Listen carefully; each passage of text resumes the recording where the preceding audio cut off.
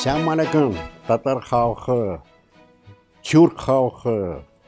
Biz selam getirdik Крымдан, крым-татар халктан. Передаем большой привет нашему братскому татарскому, тюркскому народу, от крымстарского народа.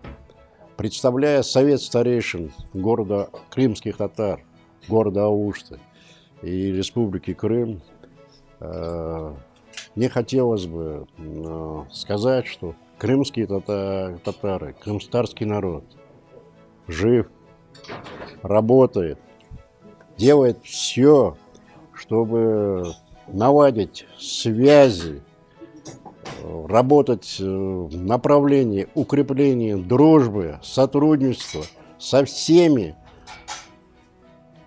представителями тюркской нации, в первую очередь татарского народа, Башкирии, Якутии, тюркско-мусульманских народов Российской Федерации. На сегодняшний день крымстарский народ в большинстве своем через своих представителей от Совета старейшин, представителей, создана Крымская инициативная рабочая группа по восстановлению прав репрессированного крымстарского народа, которая руководствуется в своей деятельности Конституцией Российской Федерации, Конституцией Республики Крым и двух законов. Первый от 26 апреля 1991 года о реабилитации репрессированных народов и закона от 18 октября 1991 года о реабилитации жертв политических репрессий. На сегодняшний момент, после 2014 года, Крымская республика, Крым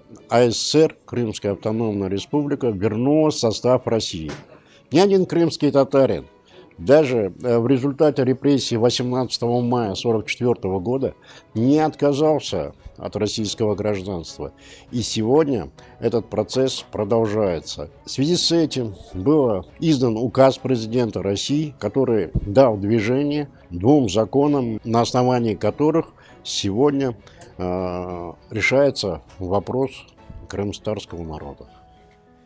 По поручению Совета старейшин крымских татар сегодня мы работаем в Крыму с администрацией президента России, Государственной Думы, Федерального собрания Российской Федерации, Совета Федерального собрания Российской Федерации, Общественной палаты Российской Федерации. Плотно мы работаем сейчас с Республикой Татарстан, в частности, с администрацией президента Татарстана Миниханова.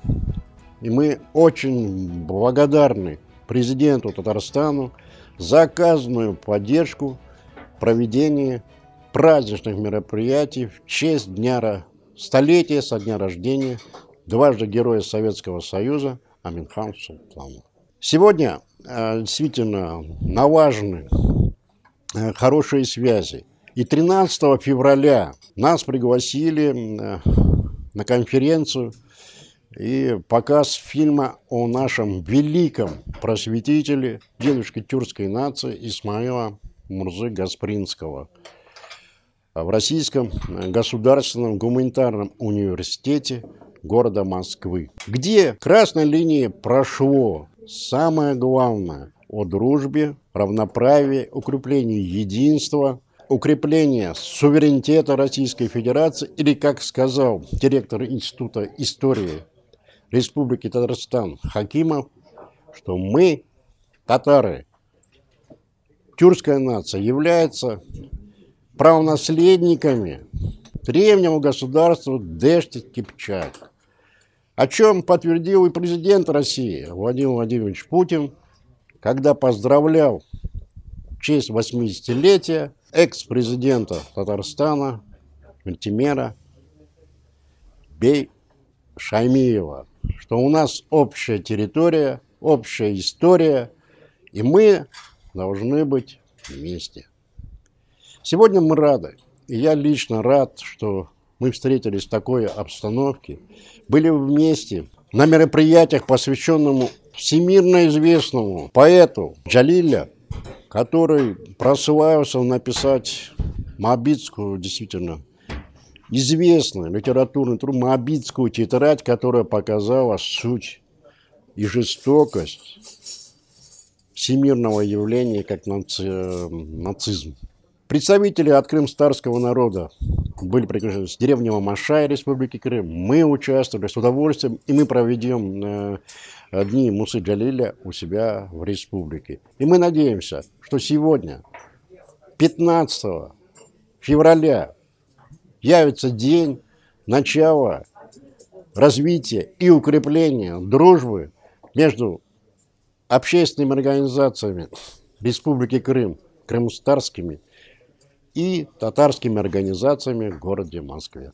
Мы с удовольствием сегодня констатируем тот факт, что мы познакомились с представителями Московского культурного центра татар, которыми мы пришли к соглашению о широком сотрудничестве и проведении ряда мероприятий, посвященных как татарскому народу, так и крымстарскому народу, как площадка открытого, честного диалога между татарским народом и его представителями в городе Москве и крымстарским народом Республики Крым.